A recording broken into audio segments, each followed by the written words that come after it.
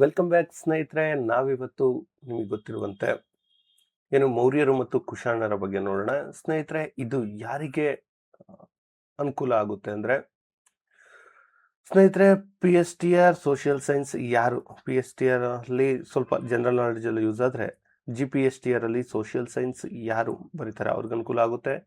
ಇನ್ನು group C ಎಕ್ಸಾಮ್ಸ್ಗೂ ಅನುಕೂಲ ಆಗುತ್ತೆ, ಪಿ ಸಿಗೆ ಅನುಕೂಲ ಆಗುತ್ತೆ, ಪಿ ಎಸ್ ಐಗೆ ಅನುಕೂಲ ಆಗುತ್ತೆ, ಕೆ ಎಸ್ಗೆ ಅನುಕೂಲ ಆಗುತ್ತೆ. ಎಲ್ಲದಕ್ಕೂ ಅನುಕೂಲ ಆಗುತ್ತೆ, ಯಾಕಂದ್ರೆ ಈ ಪಿ ಡಿ ಎಫ್ ಆ ರೀತಿಯಾಗಿರುವಂಥದ್ದು. ಇದು ಕೇವಲ ಸೋಷಿಯಲ್ ಸೈನ್ಸ್ ಅಲ್ಲ, ಜಿ ಕೆಗೂ ಕೂಡ ಅನುಕೂಲ ಆಗುವಂಥದ್ದು. ಓಕೆ, ನೋಡೋಣ ಸ್ನೇಹಿತರೆ. ಭಾರತ ಕಂಡ ಮೊದಲ ಸಾಮ್ರಾಜ್ಯ ಯಾವುದು? ಮೌರ್ಯ ಸಾಮ್ರಾಜ್ಯ. ನೋಡಿ, ಈ ಪ್ರಶ್ನೆಗಳು ಅತ್ಯಂತ ಇಂಪಾರ್ಟೆಂಟ್. ಮೌರ್ಯರ ರಾಜಧಾನಿ ಯಾವುದು ಅಂದ್ರೆ ಪಾಟಲಿಪುತ್ರ. ಕೌಟಿಲ್ಯನು ರಚಿಸಿದ ಕೃತಿ ಯಾವುದು ಅಂದ್ರೆ ನಮ್ಮ ಅರ್ಥಶಾಸ್ತ್ರ. ಅರ್ಥಶಾಸ್ತ್ರದ ಹಸ್ತಪ್ರತಿಗಳನ್ನ ಯಾರು ಪತ್ತೆ ಮಾಡಿದ್ರು ಅಂದ್ರೆ ಆರ್ ಶ್ಯಾಮಶಾಸ್ತ್ರಿ ಅವರು, ಮೈಸೂರಿನಲ್ಲಿ, ನಿಮ್ಗೆ ಗೊತ್ತಿದೆ. ಮೆಗಸ್ತಾನಿಸನು ಬರೆದ ಗ್ರಂಥ ಯಾವುದು? ಇಂಡಿಕಾ. ಕೌಟಿಲ್ಯನು ಕೌಟಿಲ್ಯನ ಇನ್ನೆರಡು ಹೆಸರುಗಳು ಚಾಣಕ್ಯ ಮತ್ತು ವಿಷ್ಣುಗುಪ್ತ. ಮೌರ್ಯ ಸಾಮ್ರಾಜ್ಯದ ಸ್ಥಾಪಕ ಚಂದ್ರಗುಪ್ತ ಮೌರ್ಯ. ಅಶೋಕನ ಆಳ್ವಿಕೆಯಲ್ಲಿದ್ದ ಪ್ರಮುಖ ನಗರ ಕೇಂದ್ರಗಳು ಯಾವುವು ಅಂದ್ರೆ ಪಾಟಲಿಪುತ್ರ, ತಕ್ಷಶಿಲಾ, ಉಜ್ಜಯಿನಿ, ಕಳಿಂಗ ಮತ್ತು ಸುವರ್ಣಗಿರಿ. ಸ್ನೇಹಿತರೆ, ನಾನು ಇಲ್ಲಿ ತೋರಿಸ್ತಾ ಇದ್ದೀನಿ, ಇಲ್ಲಿ ಕ್ವಶನ್ ಆನ್ಸರ್ ಹೇಳ್ತಾ ಇದ್ದೀನಿ. ಇದು ಪಿ ಡಿ ಎಫ್ ಇದೆ. ಈ ಪಿ ಡಿ ಎಫ್ ನಿಮಗೆ 6 to 10 ಸೋಷಿಯಲ್ ಸೈನ್ಸ್ನ ಕಂಪ್ಲೀಟ್ ಕ್ವಶನ್ ಆನ್ಸರ್ ಇರುವಂಥದ್ದು. ಈ ಪಿ ಡಿ ಎಫ್ ಬೇಕು ಅಂದರೆ ನೀವು ಹೇಗೆ ಪಡ್ಕೊಳ್ಳೋದು ಅಂದರೆ 9945005138 9945005138ಕ್ಕೆ ಗೂಗಲ್ ಪೇ ಅಥವಾ ಫೋನ್ ಪೇ ಮೂಲಕ 149 ರುಪೀಸನ್ನು ನೀವು ಪೇ ಮಾಡಿದರೆ ನಿಮಗೆ ಇದು ಪಿ ಡಿ ಎಫ್ ವಾಟ್ಸಪ್ ಅಥವಾ ಇಮೇಲಲ್ಲಿ ಯಾವುದರಲ್ಲಿ ಬೇಕೋ ಅದರಲ್ಲಿ ನಿಮಗೆ ಕಳಿಸಿಕೊಡುವಂಥ ಕೆಲಸವನ್ನು ಮಾಡ್ತೀವಿ. ಇನ್ನು ಈ ಪಿ ಡಿ ಎಫ್ ಹೇಗಿದೆ ಅಂದರೆ, ನಿಮಗೆ ಗೊತ್ತಿರಲಿ, 470 ಪುಟಗಳನ್ನು ಒಳಗೊಂಡಿದ್ದು 3000ಕ್ಕೂ ಹೆಚ್ಚು ಕ್ವಶನ್ಸ್ಗಳನ್ನು ಒಳಗೊಂಡಿದೆ. ಇದರಿಂದ ಏನು ಅನುಕೂಲ ಆಗುತ್ತೆ ಅಂದರೆ, ನಿಮ್ಮ ಟೈಮ್ ಸೇವ್ ಆಗುತ್ತೆ. ಒಂದು ತಿಂಗಳು ಓದುವಂಥದ್ದು ಕೇವಲ 3 ರಿಂದ 4 ದಿನದಲ್ಲಿ ಓದಬಹುದು. ಓಕೆ, ಮುಂದಕ್ಕೆ ಹೋಗೋಣ. ಇಂಟ್ರೆಸ್ಟ್ ಇರೋರು ತೆಗೆದುಕೊಳ್ಳಿ, ಇಲ್ಲ ಕ್ಲಾಸ್ ನೋಡಬಹುದು. ಕಳಿಂಗ ಯುದ್ಧ ಯಾವಾಗ ನಡೆಯಿತು ಅಂದ್ರೆ ಅಶೋಕನ ಪಟ್ಟಾಭಿಷೇಕ್ತನಾಗಿ 8 ವರ್ಷಗಳ ನಂತರ. ಅಶೋಕನು ಯಾವ ಯುದ್ಧದ ನಂತರ ಅಹಿಂಸೆಯನ್ನ ಪ್ರತಿಪಾದಿಸಿದ ಅಂದ್ರೆ ಕಳಿಂಗ ಯುದ್ಧದ ನಂತರ. ಅಶೋಕನ ಶಾಸನಗಳಲ್ಲಿ ಬಳಕೆಯಾಗಿರುವ ಅವನ ಬಿರುದುಗಳು ಯಾವುವು ಅಂದ್ರೆ ದೇವನಾಂಪ್ರಿಯ, ಪ್ರಿಯದರ್ಶಿ, ಅಶೋಕ. ಅಶೋಕನ ಮೇಲೆ ಪ್ರಭಾವ ಬೀರಿದ ಧರ್ಮ ಯಾವುದು ಅಂದ್ರೆ ಬೌದ್ಧ ಧರ್ಮ. ಬೌದ್ಧ ಧರ್ಮದ ಪ್ರಚಾರಕ್ಕಾಗಿ ಯಾರನ್ನ ನೇಮಿಸಿದ್ರು ಅಂದ್ರೆ ಧರ್ಮ ಮಹಾಮಾತ್ರರನ್ನ. ಭಾರತದ ರಾಷ್ಟ್ರೀಯ ಲಾಂಛನವನ್ನ ಎಲ್ಲಿಂದ ಪಡೆಯಲಾಗಿದೆ ಅಂದ್ರೆ ಅಶೋಕನ ಸಾರನಾಥ ಸ್ತಂಭದಿಂದ. ಕುಶಾಣರ ಮನೆತನದ ಸಂಸ್ಥಾಪಕ ಯಾರು ಅಂದ್ರೆ ಕುಜಲ ಕಡ್ಪೀಸಸ್. ಕುಶಾಣರ ಪ್ರಮುಖ ದೊರೆ ಬಂದು ಕನಿಷ್ಕ. ಯಾರು? ಕನಿಷ್ಕ. ಕುಶಾಣರ ರಾಜಧಾನಿ ಯಾವುದು ಅಂದ್ರೆ ಪುರುಷಪುರ. ಯಾವುದು? ಪುರುಷಪುರ.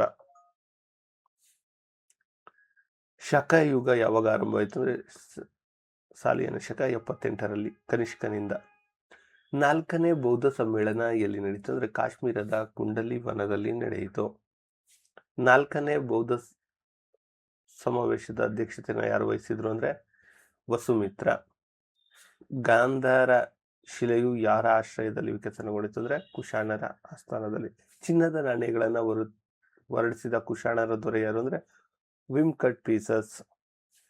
ಕನಿಷ್ಕನ ಆಸ್ಥಾನದಲ್ಲಿ ಬೌದ್ಧ ವಿದ್ವಾಂಸರು ಯಾರಿದ್ರು ಅಂದ್ರೆ ನಾಗಾರ್ಜುನ, ಅಶ್ವಘೋಷ, ವಸುಮಿತ್ರ. ಕನಿಷ್ಕನು ಧರ್ಮ ಪ್ರಚಾರಕ್ಕೆ ಎಲ್ಲಿಗೆ ನಿಯೋಗಗಳನ್ನು ಕಳಿಸಿದ್ರೆ ಮಧ್ಯ ಏಷ್ಯಾ ಮತ್ತು ಚೀನಾಗಳಿಗೆ. ಪ್ರಥಮ ಬೌದ್ಧ ಸಮ್ಮೇಳನ ಎಲ್ಲಿ ನಡೀತು ಅಂದ್ರೆ ರಾಜಗೃಹದಲ್ಲಿ. ಇನ್ನು ಗುಪ್ತರು ಮತ್ತು ವರ್ಧನರು ಇದೆ, ಅದನ್ನು ಕೂಡ ಒಮ್ಮೆ ನೋಡ್ಕೊಂಡು ಹೋಗ್ಬಿಡೋಣ. ಗುಪ್ತ ವಂಶದ ಸ್ಥಾಪಕ ಶ್ರೀಗುಪ್ತ. ಗುಪ್ತ ಶಕೆ ಯಾವಾಗ ಆರಂಭವಾಯಿತು ಅಂದ್ರೆ 320ರಲ್ಲಿ. ಅಲಹಾಬಾದ್ ಶಾಸನ ರಚಿಸಿದವರು ಯಾರು ಅಂದ್ರೆ ಹರಿಶೇಣ ರಚಿಸಿದ ಶಾಸನ ಯಾರ ಸಾಧನೆಗಳನ್ನ ಹೇಳುತ್ತೆ ಅಂದ್ರೆ ಸಮುದ್ರಗುಪ್ತನ ಸಂಗೀತ ಪ್ರೇಮವನ್ನ ತಿಳಿಸುವ ಆಧಾರ ಯಾವುದು ಅಂದ್ರೆ ವೀಣೆ ನುಡಿಸುತ್ತಿರುವ ಚಿತ್ರವಿರುವ ಚಿನ್ನದ ನಡಿಗಳು. ಮೆಹರೌಲಿಯ ಕಬ್ಬಿಣದ ಸ್ತಂಭ ಎಲ್ಲಿದೆ ಅಂದ್ರೆ ದೆಹಲಿಯ ಕುತುಬ್ ಮಿನಾರ್ ಬಳಿ. ವಿಕ್ರಮಾದಿತ್ಯ ಎಂಬ ಬಿರುದನ್ನು ಹೊಂದಿದ ಗುಪ್ತ ದೊರೆ ಯಾರು ಅಂದ್ರೆ 2ನೇ ಚಂದ್ರಗುಪ್ತ. ಕಾಳಿದಾಸನು ರಚಿಸಿದ ಖಂಡ ಕಾವ್ಯಗಳು ಯಾವುವು ಅಂದ್ರೆ ಮೇಘದೂತ ಮತ್ತೆ ಋತು ಸಂಹಾರ. ಕಾಳಿದಾಸನ ಶ್ರೇಷ್ಠ ನಾಟಕ ಯಾವುದು ಅಂದ್ರೆ ಅಭಿಜ್ಞಾ ಶಾಕುಂತಲ. ವಿಜ್ಞಾನ ಶಾಕುಂತಲ. ಮೃಚ್ಛಕಟಿಕ ಕೃತಿಯ ಕರ್ತೃ ಯಾರು ಅಂದ್ರೆ ಶೂದ್ರಕ. ಮುದ್ರಾ ರಾಕ್ಷಸ ನಾಟಕವನ್ನು ಬರೆದಿದ್ದು ವಿಶಾಖದತ್ತ. ಶಾಕುಂತಲೆ ಶಪಿಸಿದ ಮುನಿ ಯಾರಪ್ಪ ಅಂದ್ರೆ ದುರ್ವಾಸ ಮುನಿ ಶಾಕುಂತಲೆಯನ್ನ. ಗುಪ್ತರ ಕಾಲದ ಪ್ರಸಿದ್ಧ ವೈದ್ಯ ವಿಜ್ಞಾನಿ ಚರಕ ಮತ್ತು ಸುಶ್ರುತ. ಚರಕ ಸಂಹಿತೆ ರಚಿಸಿದವರು ಏನಂದ್ರೆ ಚರಕನೇ. ಭಾರತೀಯ ಪರಂಪರೆಯಲ್ಲಿ ಶಸ್ತ್ರಚಿಕಿತ್ಸೆಯನ್ನು ಮೊದಲು ತಿಳಿಸಿದವರು ಯಾರಂದ್ರೆ ಸುಶ್ರುತ. ಆರ್ಯಭಟನ ಪ್ರಸಿದ್ಧ ಸಾಧನೆ ಏನು ಅಂದ್ರೆ ಸೂರ್ಯ ಮತ್ತು ಚಂದ್ರ ಗ್ರಹಣಗಳ ಕಾರಣಗಳನ್ನ ಸ್ಪಷ್ಟಪಡಿಸಿದವನು. ಪಂಚ ಸಿದ್ಧಾಂತ ಕೃತಿಯನ್ನ ರಚಿಸಿದ ಖಗೋಳ ಶಾಸ್ತ್ರಜ್ಞ ಯಾರಪ್ಪ ಅಂದ್ರೆ ವರಹಮಿಹಿರ. ಆಯುರ್ವೇದ ನಿಘಂಟನ್ನು ರಚಿಸಿದವರು ಧನ್ವಂತರಿ. ವರ್ಧನ ವಂಶದ ಸ್ಥಾಪಕರು ಪುಷ್ಯಭೂತಿ. ವರ್ಧನರ ರಾಜಧಾನಿ ತಾಣೇಶ್ವರ. ಹರ್ಷಚರಿತ್ರೆಯನ್ನ ಬರೆದವರು ಬಾಣಭಟ್ಟ. ಹರ್ಷವರ್ಧನನ ಸೋಲಿಸಿದ ಚಾಳುಕ್ಯ ದೊರೆ 2ನೇ ಪುಲಕೇಶಿ. ನಳಂದ ವಿಶ್ವವಿದ್ಯಾಲಯಕ್ಕೆ ಭೇಟಿ ನೀಡಿದ ಚೀನಿ ಪ್ರವಾಸಿಗ ಹುಯೆನ್ಸಾಂಗ್. ಗುಪ್ತರ ಸಾಮ್ರಾಜ್ಯದ ಪತನಕ್ಕೆ ಕಾರಣ ಹುಣರ ನಿರಂತರ ದಾಳಿ. ಹರ್ಷವರ್ಧನನು ನಳಂದಕ್ಕೆ ಏನನ್ನ ಕಾಣಿಕೆಯಾಗಿ ನೀಡಿದನಂದ್ರೆ ಕಂಚಿನ ಪ್ರತಿಮೆಯನ್ನ ನೀಡಿದ. ಓಕೆ, ಕ್ಲಿಯರ್ ಸ್ನೇಹಿತರೆ. ಇದಾಗಿತ್ತು ಇವತ್ತಿನ ವಿಡಿಯೋ. ನಿಮ್ಗಾಗಲೇ ಹೇಳಿದಂತೆ ಇದರ PDF ಬೇಕು ಅಂದರೆ ನೀವು ಈ ನಂಬರ್ಗೆ 9945005138ಗೆ ಗೂಗಲ್ ಪೇ ಅಥವಾ ಫೋನ್ಪೇ ಮೂಲಕ 149 ಹಾಕಿ ನಿಮಗೆ ಬೇಕಿದ್ರೆ ತೆಗೆದುಕೊಳ್ಳಿ ಅಂತ ಹೇಳ್ತಾ ಇವತ್ತಿನ ಈ ವಿಡಿಯೋನ ಇಲ್ಲಿಗೆ ಎಂಡ್ ಮಾಡ್ತಿದ್ದೇನೆ. ಧನ್ಯವಾದಗಳು.